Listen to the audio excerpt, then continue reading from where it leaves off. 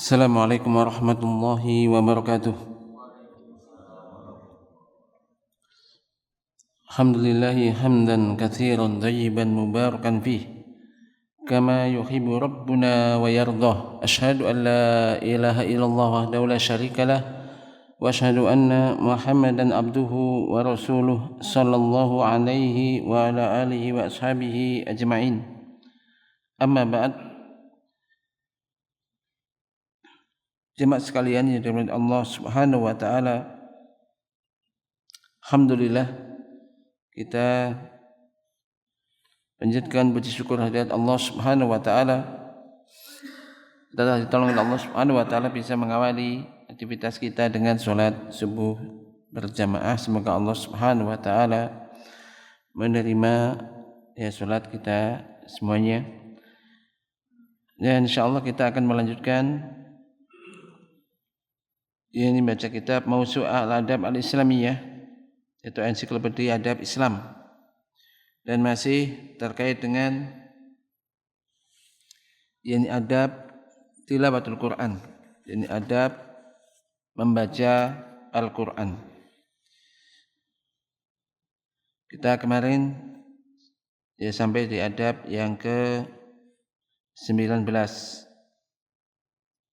adab ke-19. Saya ulang lagi, kita ulang dari sini karena ini penting. Adab ke-19 yaitu al-amalu bil Quran, mengamalkan Al-Quran. Dan mengamalkan Al-Quran merupakan adab tilawah yang sangat agung. Kalau tidak boleh dikatakan bahwa inilah yang teragung. Karena pada dasarnya Al-Quran diturunkan itu untuk diamalkan. Al-Quran diturunkan ini untuk diamalkan.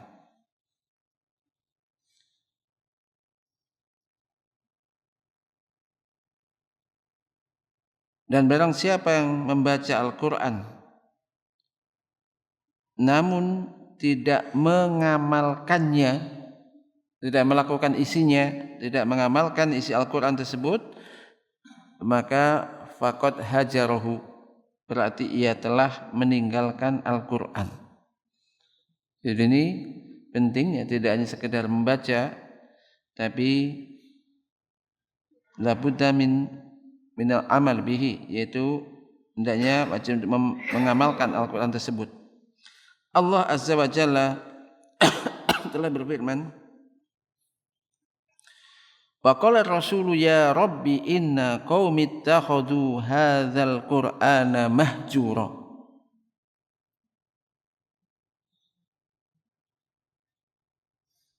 Yani Rasul berkata, wahai Rabbku, sesungguhnya kaumku menjadikan Al-Quran ini sesuatu yang diacuhkan atau yang ditinggalkan. Dan ini juga merupakan pendapat kedua dalam menafsirkan firman Allah Ta'ala, yatslunahu haqqa tilawatih, yakni mengamalkan dan mengikuti hukum-hukumnya. Jadi ketika terkait dengan ayat, mereka membacanya dengan haqqa tilawatih, dengan bacaan yang sebenarnya, maka di antara tafsirannya adalah mengamalkan dan mengikuti hukum-hukumnya. Maka dari itu wajib bagi setiap atau seorang yang membaca Al-Quran untuk mengamalkannya, menegakkan hukum-hukumnya sebagaimana ia menegakkan huruf-hurufnya, menghalalkan apa yang dihalalkannya, apa yang dihalalkan dalam Al-Quran, dan mengharamkan apa yang diharamkannya.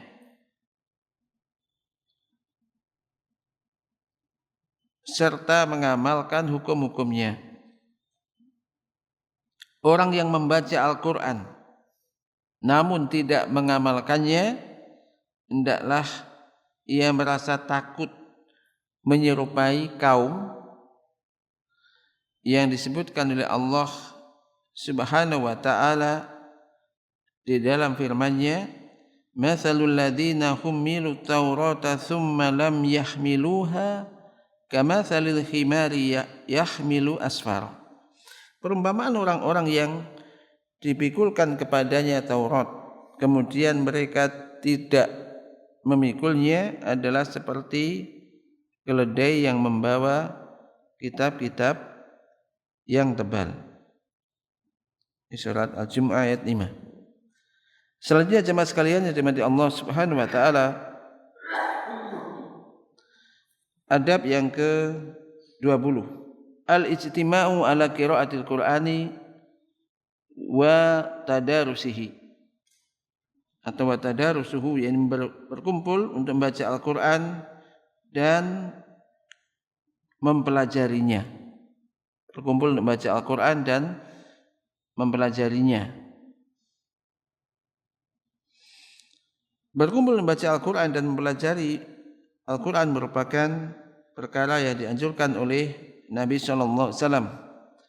Beliau bersabda, "Mastama'a qaumun fi baitin min buyutillah yatsluna kitaballah wa yatadarasunahu bainahum illa nazalat alaihimus sakinah wa ghasyiyatuhumur rahmah wa khaffathumul malaikah wa dzakarahumullahu fi man indah." Tidaklah suatu kaum berkumpul di salah satu rumah di antara rumah-rumah Allah, yaitu masjid Allah, membaca kitabullah, membaca Al-Quran dan mempelajarinya di antara mereka. Mereka mempelajari Al-Quran tersebut di antara mereka. Apa faedahnya? Illa, kecuali nazalat alaihimus sakinah, kecuali akan turun kepada mereka as-sakinah, yaitu ketenangan. Wa ghasyiyatuhumur rahmah, dan mereka akan dinaungi oleh rahmat. Wa khafatsumul malaikah, dan mereka akan dikelilingi oleh para malaikat. Dan Allah memuji mereka di hadapan para malaikat yang ada di sisinya. Maka ini suatu keutamaan yang sangat besar. Berkumpul membaca Al-Quran, mengkaji Al-Quran. Jadi berkumpul dan tadarus ini akan menolong seseorang, membantu seseorang untuk lebih banyak mengambil faedah dari Al-Quran dan juga mempelajari hukum-hukumnya. Hanya saja hendaknya para hadirin bersatu dan tidak berselisih di dalam membacanya.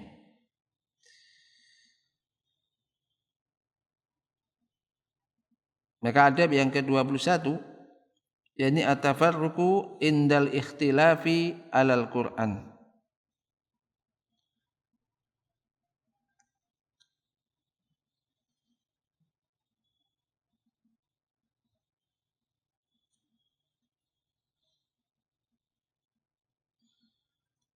Yaitu membubarkan diri jika terjadi perselisihan tentang Al-Quran. Hendaknya seseorang membubarkan diri jika terjadi perselisihan tentang Al-Quran, sebagaimana dianjurkannya manusia untuk berkumpul untuk membaca Al-Quran. Jika terjadi perselisihan di antara mereka tentang Al-Quran, tentang lafaz-lafaznya, hukum-hukumnya, atau yang selainnya, dan perselisihan itu berlarut-larut hingga dikhawatirkan akan membawa akibat-akibat yang buruk, hendaknya mereka membubarkan diri. Sebab dikhawatirkan setan akan menjadikan mereka bercerai-berai. Ini juga hendaknya diwaspadai. Rasulullah sallallahu alaihi wasallam telah bersabda, "Iqra'ul Qur'ana ma talafat alaihi qulubukum. Fa idza ikhtalaftum faqumu anhu."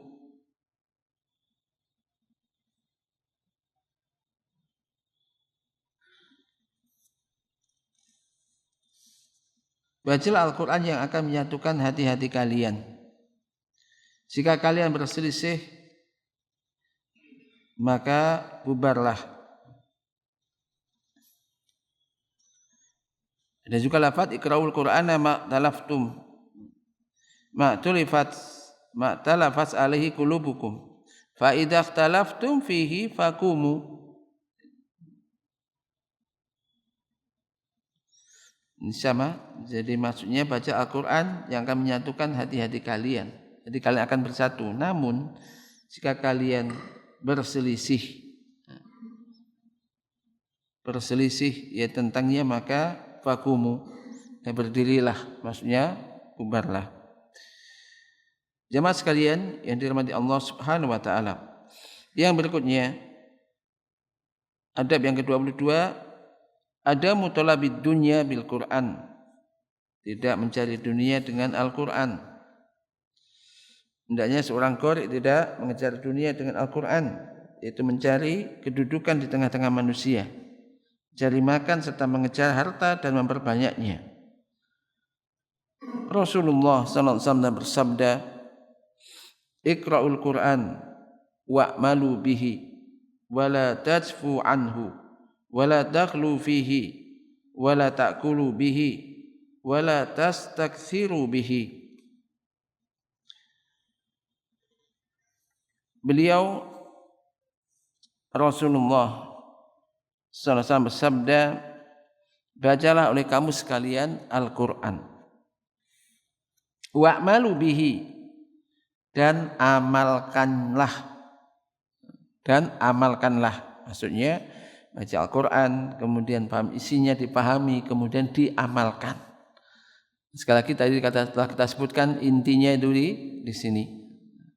Karena Al-Quran diturunkan untuk diamalkan, jadi petunjuk bagi kehidupan manusia.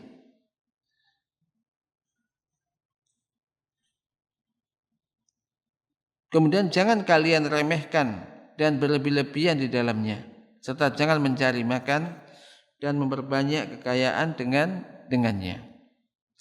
Barang siapa yang terjerumus ke dalam salah satu dari perkara di atas, maka berarti ia telah merusak dan menghapus amalnya, serta doyya'a nafsahu, menyia-nyiakan dirinya. Kemudian adab yang ke-23, at-tawassut bainal ghulu wal jafa, mengambil sikap pertengahan. Ini antara berlebih-lebihan dan meremehkan. Ini sifat tengah-tengah. Tidak ghulu, yaitu berlebih-lebihan, atau jafa, ini terlalu meremehkan. Mengambil sikap pertengahan sebagaimana yang disebutkan dalam hadis terdahulu. Allah Ta'ala telah berfirman, wa kadzalika ja'alnakum ummatan wasata, dan demikian pula kami telah menjadikan kamu, yaitu umat Islam, umat yang wasata, yaitu tengah, yang adil dan pilihan.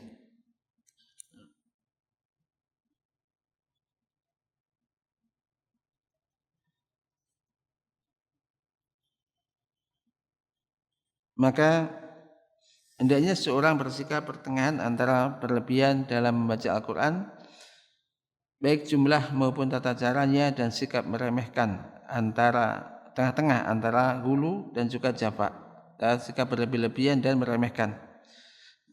Sikap meremehkan, meninggalkan serta melalaikannya, sikap tengah-tengah antara itu. Sebab jika bersikap berlebihan dikhawatirkan ia akan bosan dan terputus, ini berhenti dan beramal. Rasulullah sallallahu alaihi wasallam bersabda, ahabbul a'mali ilallah atwamuha wa in qalla. Amalan yang paling dicintai oleh Allah adalah yang dilakukan secara terus-menerus walaupun sedikit, secara berkesinambungan meskipun sedikit.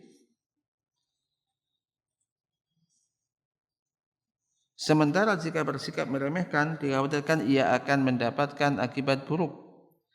Ini apa? Berupa terputus atau tidak peduli.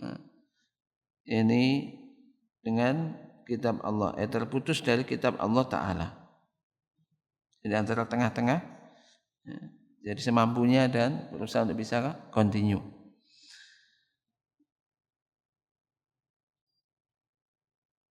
Adab yang ke-24, al-iksaru min qiraati suwar allati waradal fadlu fi qiraatiha. Memperbanyak membaca surat-surat yang telah disebutkan keutamaannya.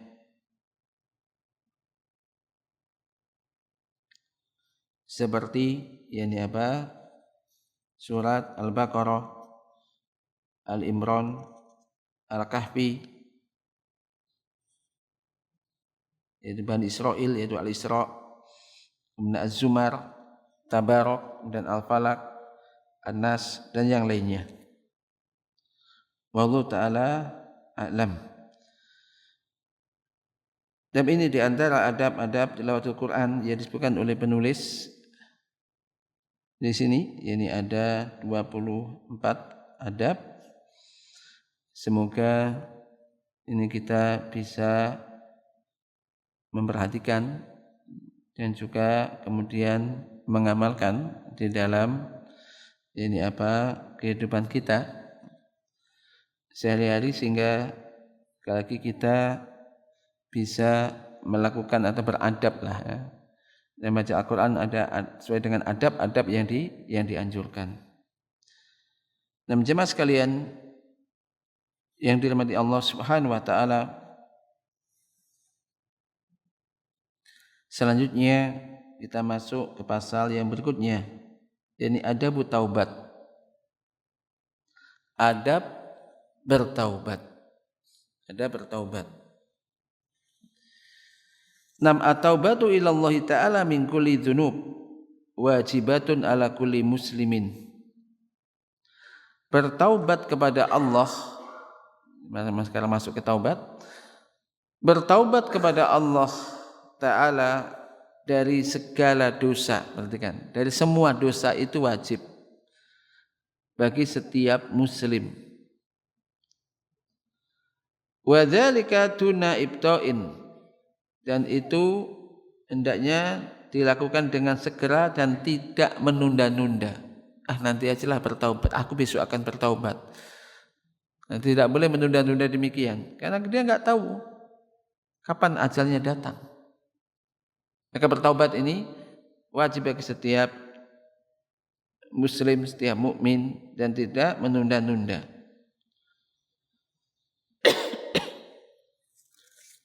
Dan dalil dalam hal ini yakni berasal dari Al-Quran, As-Sunnah, dan juga ijma'. Dan taubat ini memiliki adab-adab yang hendaknya diperhatikan, harus dijaga dan diperhatikan. Di antara adab-adab bertaubat, yaitu adab yang pertama al-ikhlasu fiha.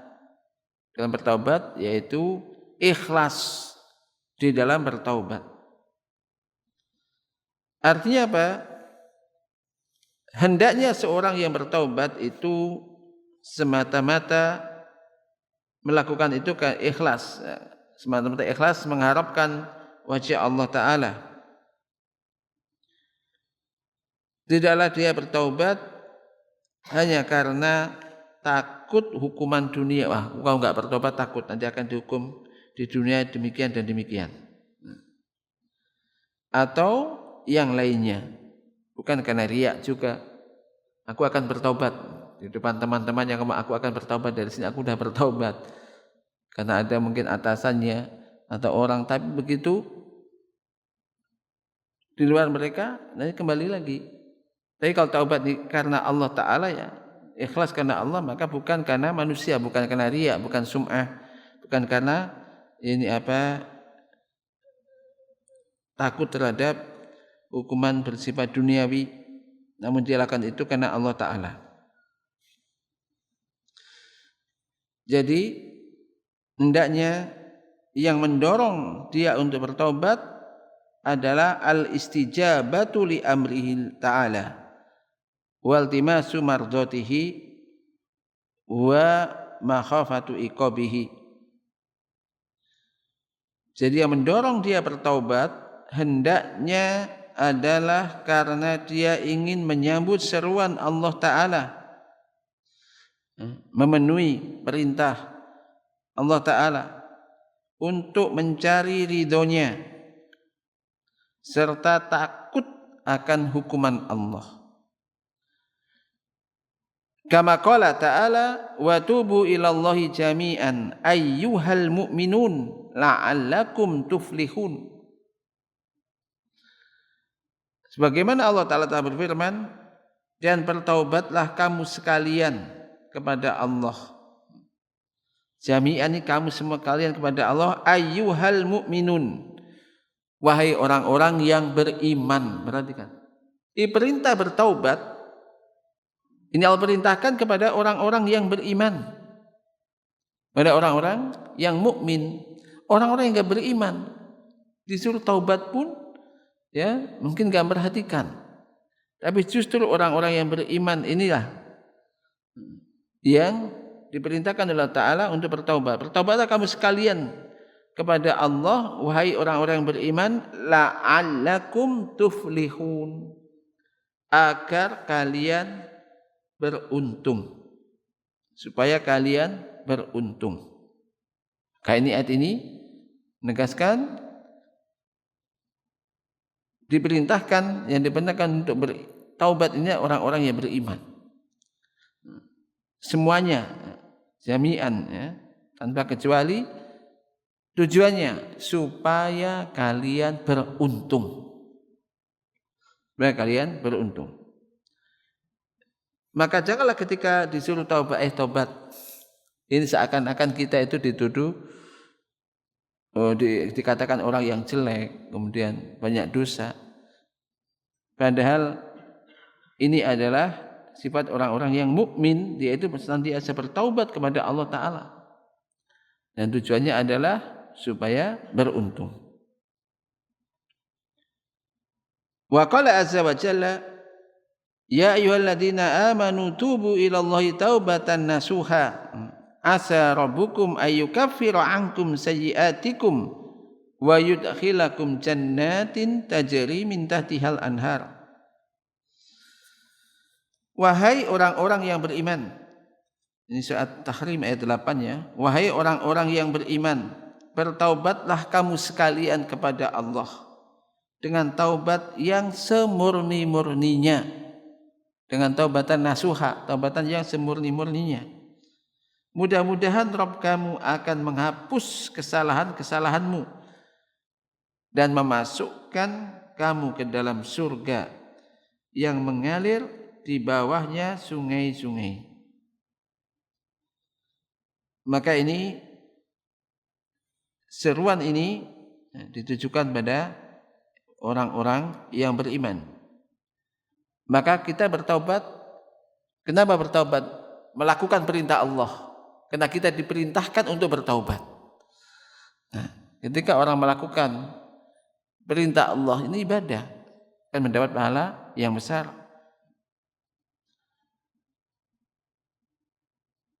Dan telah dimaklumi pula bahwasannya ikhlas merupakan syarat diterimanya setiap amal-amal soleh. Qala ta'ala, Qul inni umirtu an a'budallaha mukhlishan lahuddin. Katakanlah, sesungguhnya aku diperintahkan untuk menyembah Allah dengan memurnikan ketaatan kepadanya dalam menjalankan agama. Kemudian yang kedua, yang pertama tadi ikhlas. Adab taubat yang kedua adalah antakuna taubatu min jami'id dzunub, yaitu hendaknya bertaubat itu dari segala dosa. Bertaubat dari segala dosa.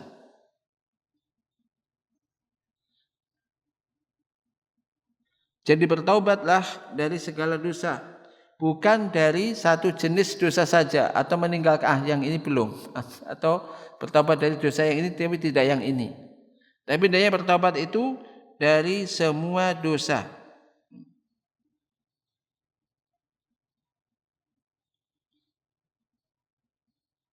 Jadi wajib bagi setiap muslim untuk bertaubat kepada Allah dari seluruh perbuatan dosa. Sebagaimana yang telah dijelaskan.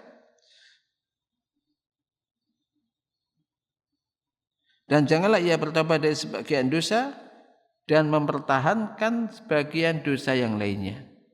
Tapi hendaknya ini dia bertaubat dari semua dosa. Adab yang ketiga. Antakuna at-taubatu fi waqti qabuliha. Hendaknya bertaubat itu, taubat itu dilakukan pada waktu diterimanya taubat. Dan waktu diterimanya taubat secara rinci ada sebagaimana berikut ini. Yang pertama adalah waktu yang khusus dalam umur setiap manusia. Jadi waktu diterima taubat yang pertama adalah waktu yang khusus terkait dengan umur setiap manusia. Yaitu apa? Selama nyawa belum di kerongkongan, belum sekarat. Kalau nyawa sudah di kerongkongan, sudah mau mati baru bertaubat, maka ini tidak boleh. Jadi malam yugorgir, selama nafas belum di kerongkongan, maka ini jangan nunda-nunda taubat. Jangan menunda taubat. Maka anda setiap hari, setiap saat ini bertaubat kepada Allah Ta'ala. Yang kedua, waktu na'amun fi umri dunya, yaitu waktu yang umum dalam umur zaman itu, ini apa? Dunia, yaitu sebelum terbitnya matahari dari barat. Dan masing-masing dari kedua waktu ini memiliki dalil. Adapun dalil taubat sebelum nyawa sampai di kerongkongan ada firman Allah Ta'ala, walaysati taubatu lilladzina ya'maluna sayyiati hatta idza hadara ahadahumul maut qala inni tubtul an. Dan tidaklah taubat itu diterima oleh Allah dari orang-orang yang mengerjakan kejahatan yang hingga apabila datang ajal kepada seseorang di antara mereka, barulah ia mengatakan, sesungguhnya saya bertaubat sekarang. Sesungguhnya saya bertaubat sekarang. Jadi ini berarti apa? Larangan nunda taubat sampai sudah sakarat mau mati baru taubat. Baik. Kemudian juga sabda Rasulullah SAW, Inna Allah Ta'ala yakbalu taubah, yakbalu taubatal abdi ma lam yugorgir.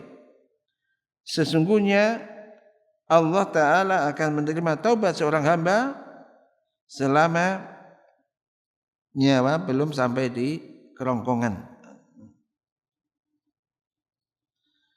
Wa qala SAW, man taba ilallah qabla yugorgir qabilallahu minhu. Barang siapa yang bertaubat kepada Allah sebelum nyawa sampai di kerongkongan, niscaya Allah akan menerima taubatnya. Maka ini memberikan faedah apa? Jangan nunda-nunda ini apa? Masa untuk bertaubat. Ibil segera untuk bertaubat. Adapun dalil diterimanya taubat sebelum matahari terbit dari barat adalah sabda Nabi sallallahu alaihi wasallam,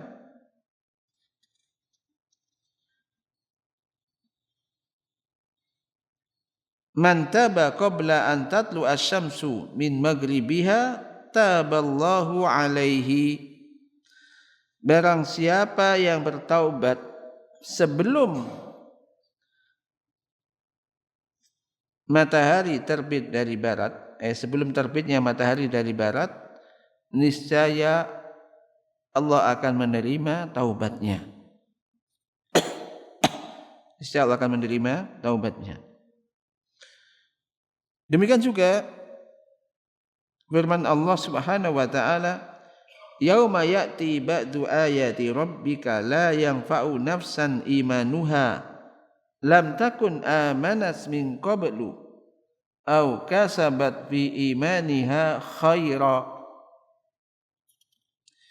Yani pada hari datangnya sebagian tanda-tanda Rabbmu, tidaklah bermanfaat lagi iman seseorang, tidak bermanfaat lagi iman seseorang bagi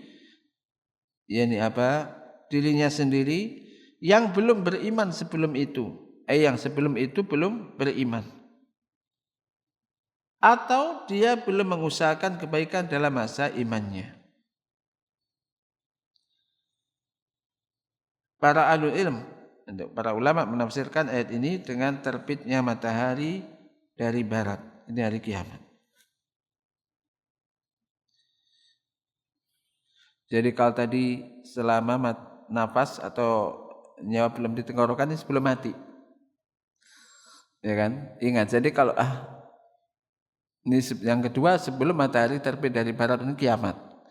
Namun kiamat syukur, perhatikan, kiamat syukur kematian. Kalau tadi kiamat yang besar, di antara tandanya matahari terbit dari barat.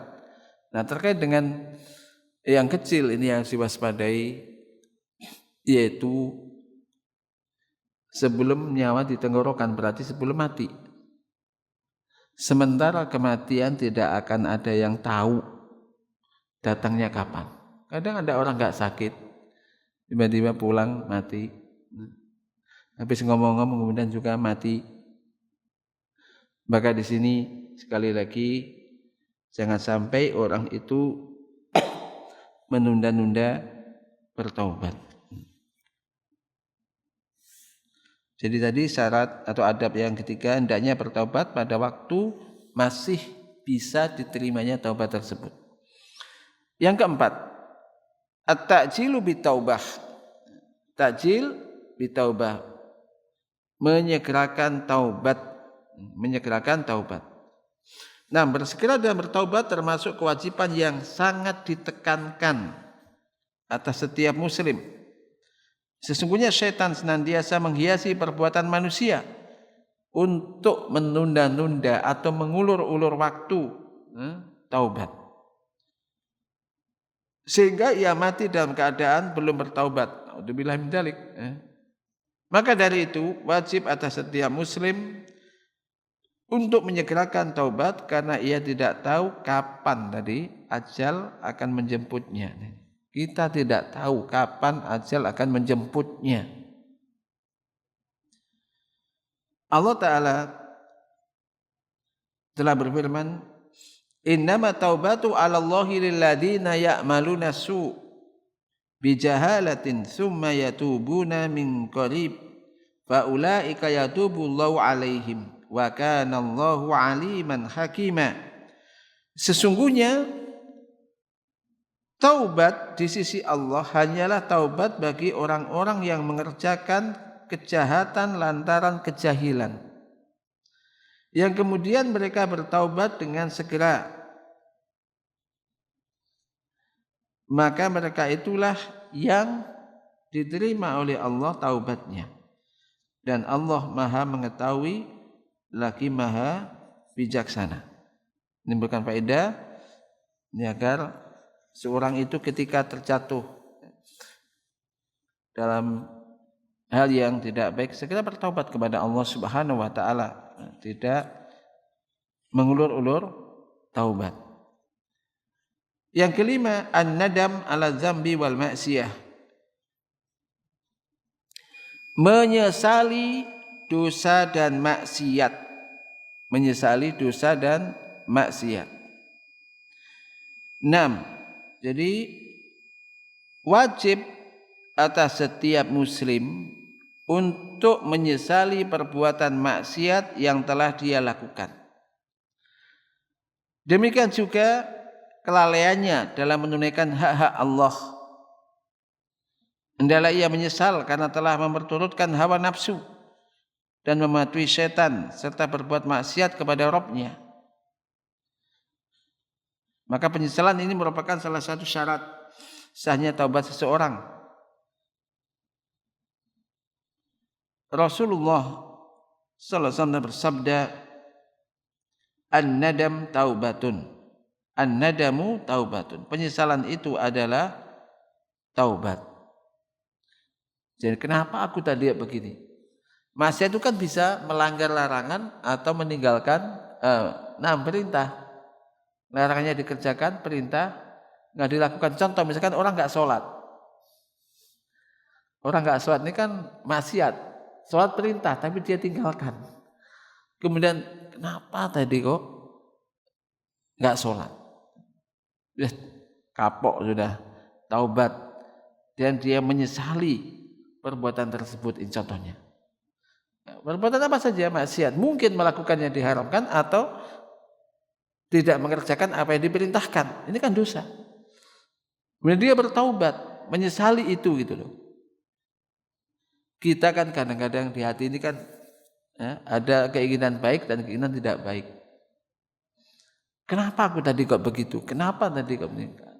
Ini menyesali. Menyesali atas dosa dan maksiat yang telah dilakukan. Karena dia telah mengikuti hawa nafsunya sehingga terjerumus dalam maksiat tersebut. Mungkin melakukan apa yang dilarang atau meninggalkan apa yang diperintahkan. Dia menyesali itu. Jadi at-taubah, an-nadam taubatun. Penyesalan itu adalah taubat. Kemudian ada yang berikutnya, yaitu berazam, yaitu bertekad untuk tidak mengulangi perbuatan maksiat itu lagi. Bertekad tidak mengulangi maksiat itu lagi.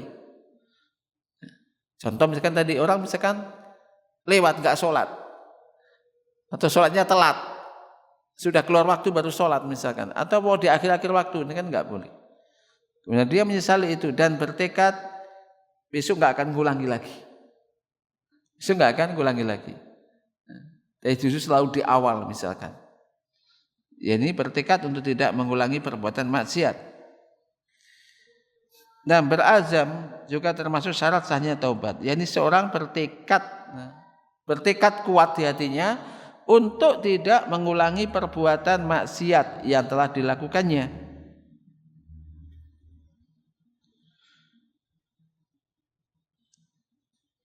Jika syarat ini belum terpenuhi, maka taubat belum dianggap sah. Sebab dalam kondisi demikian berarti pelakunya masih mempertahankan maksiatnya. Pokoknya ada tekad, nggak ngulangi.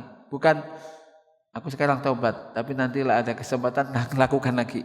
Nah, berarti sudah ada keinginan melakukan lagi. Tapi bertekad tidak mengulangi perbuatan itu. Seandainya terperosok, sudah bertekad tapi kemudian kenyataannya kok terjatuh lagi dalam maksiat, bertobat lagi. Ya, bertobat lagi.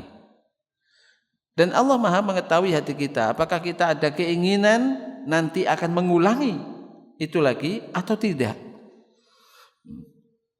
Dan bukan ini, tekad ini kan urusan dengan hati, bukan di lisan. Bukan kok diomongkan dengan orang, tapi hatinya sebetulnya masih ada keinginan melakukan itu ketika ada kesempatan. Yang tidak boleh, maka bertekad untuk tidak mengulangi perbuatan maksiat itu lagi. Allah Maha tahu itu. Allah Ta'ala telah berfirman, وَالَّذِينَ إِذَا فَعَلُوا فَاحِشَةً أَوْ ظَلَمُوا أَنفُسَهُمْ ذَكَرُوا اللَّهَ فَاسْتَغْفَرُوا لِذُنُوبِهِمْ وَمَنْ يَغْفِرُ الذُّنُوبَ إِلَّا اللَّهُ وَلَمْ يُصِرُّوا عَلَى مَا فَعَلُوا وَهُمْ يَعْلَمُونَ أُولَئِكَ جَزَاؤُهُمْ مَغْفِرَةٌ مِّن رَّبِّهِمْ وَجَنَّاتٌ تَجْرِي مِن تَحْتِهَا الْأَنْهَارُ خَالِدِينَ فِيهَا وَنِعْمَ أَجْرُ الْعَامِلِينَ. Allah Ta'ala berfirman mensifati orang-orang yang bertakwa. Di antaranya adalah dan orang-orang yang apabila mereka melakukan perbuatan keji, mengerjakan perbuatan keji atau menganiaya diri sendiri, zalamu anfusahum, berbuat zalim kepada dirinya dengan melakukan maksiat dan dosa, maka mereka segera mengingat Allah. Mereka ingat akan Allah. Fastaghfaru lidzunubihim.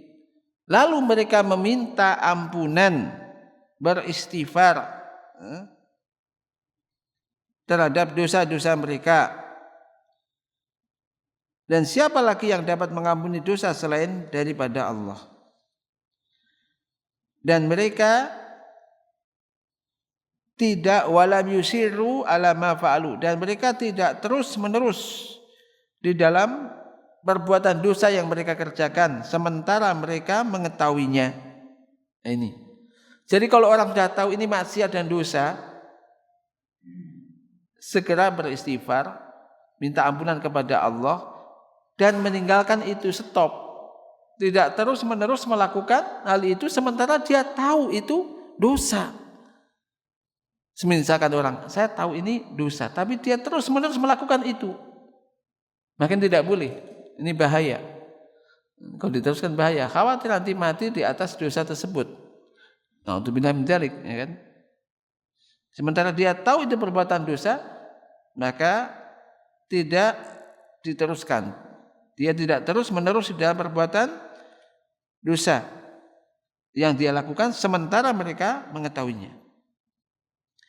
Mereka itu balasannya adalah ampunan dari Rabb mereka, dari Tuhan mereka, dan surga yang di dalamnya mengalir sungai-sungai, sedang mereka kekal di dalamnya. Wa ni'ma ajrul amilin, dan itulah sebaik-baik pahala bagi orang-orang yang beramal.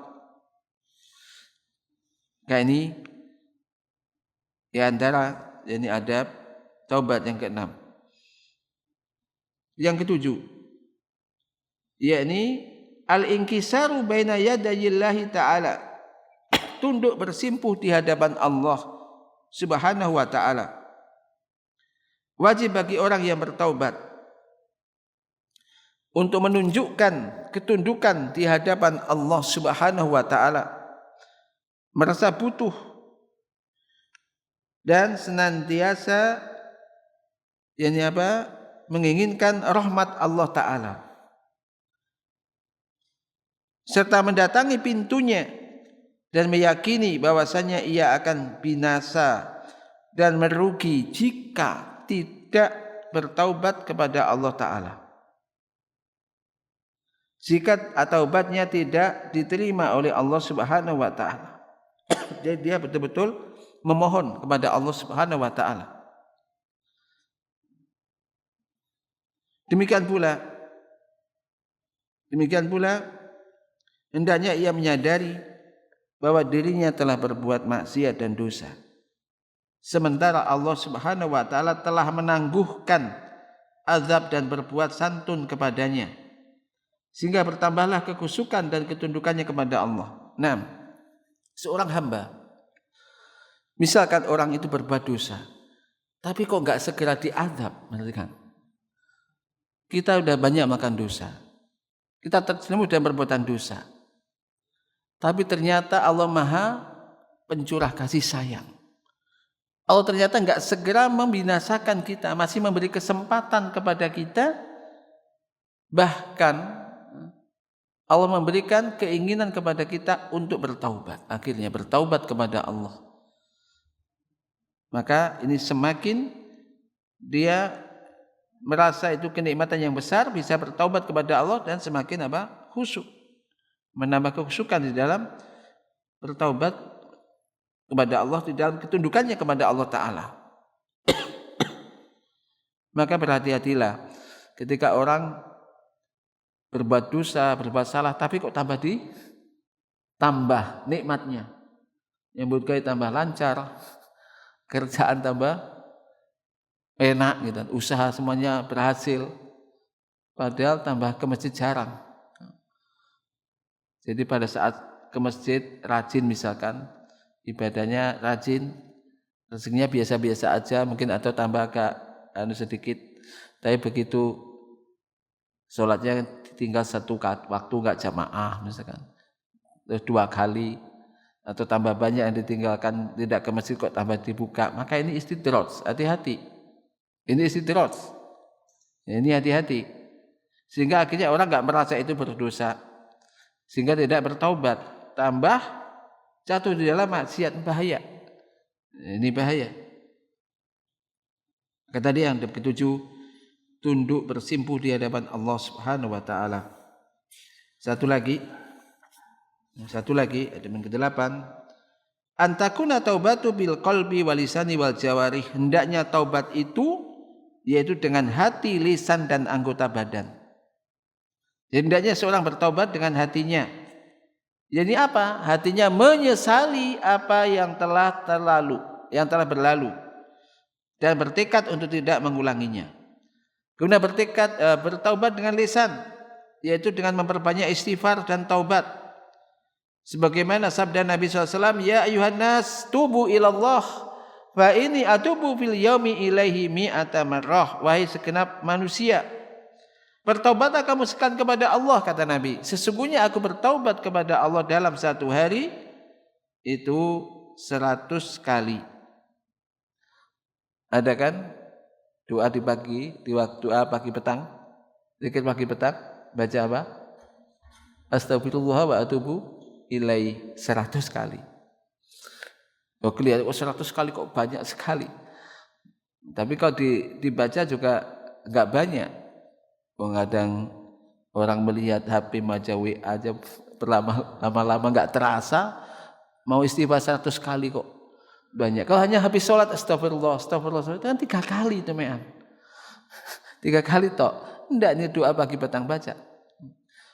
Jamaah sekalian, membiasakan doa zikir pagi, zikir petang ini, ya ini apa? Bagus sekali ya.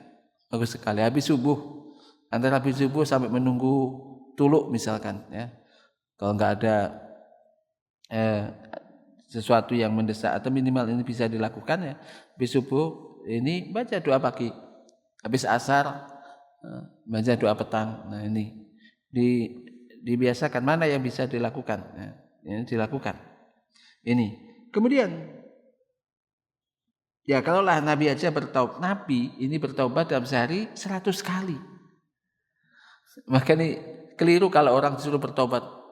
Kok aku disuruh bertaubat, aku sudah tiap hari ke masjid kok seperti itulah orang-orang yang enggak pernah ke masjid bertaubat. Ini Nabi bertaubat dalam sehari ini 100 kali. Ibnu Umar radhiyallahu anhu mengatakan, sesungguhnya kami pernah menghitung ucapan Rasulullah SAW dalam satu majelis diucapkan sebanyak 100 kali. Apa ucapannya? Rabbighfirli wa tub alayya innaka antat tawwabul ghafur. Dalam satu kali duduk satu majelis ini berarti ini Ibnu Umar menghitung ucapan Nabi ini sebanyak bukan 100 kali, yaitu ucapan Rabbi firli wa tub alayya innaka anta tawwabul ghafur. Ini kalau kita memahami bahasa Arab juga pas memang. Rabbi firli, wahai Tuhanku, wahai Rabbku, ampunilah aku dan terimalah taubatku. Sesungguhnya Engkau Maha Penerima taubat dan Maha Pengampun. Hafal ini mudah dihafalkan. Jangan hafal? Coba dibaca. Rabbighfirli, coba sama. Rabbighfirli wa tub alayya innaka antat tawwabul ghafur. Antat tawwabul ghafur. Rabbighfirli wa tub alayya innaka antat tawwabul ghafur. Anda diam-diam atau mungkin sambil nyetir mobil atau apa, punya konsentrasi yang enggak mengganggu, maka baca daripada diem atau ngomongin orang. Rabbi firli wa tub alayya innaka antat tawwabul ghafur, baca 100 kali. Atau ya diperbanyaklah.